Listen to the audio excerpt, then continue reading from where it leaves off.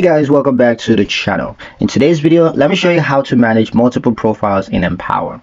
Do you manage finances for more than just yourself? Well, Empower lets you set up and switch between multiple profiles easily. So first point is, first of all, why multiple profiles?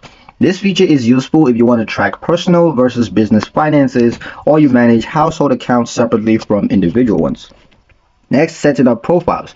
So to set up profile, all you got to do is go to your account settings and then create a new profile. Link only the account that you want included under that profile. For example, keep your business bank account separate from your personal check-ins. Third point is switching profiles. Now use the drop-down menu in the dashboard to switch between profiles easily. Each profile has its own budget, net worth, and reports. Finally, keep data clean. Make sure you don't link the same account twice in different profiles. This avoids double accounting assets or debts. Managing multiple profiles keeps your financial picture organized, whether it's personal, family, or business. And that's pretty much it for the video, guys. Hope you liked it. Hope you found the information here useful enough. If you did, don't forget to like, share, and subscribe for more helpful tutorials. Thank you guys for watching, and I'll see you in the next one.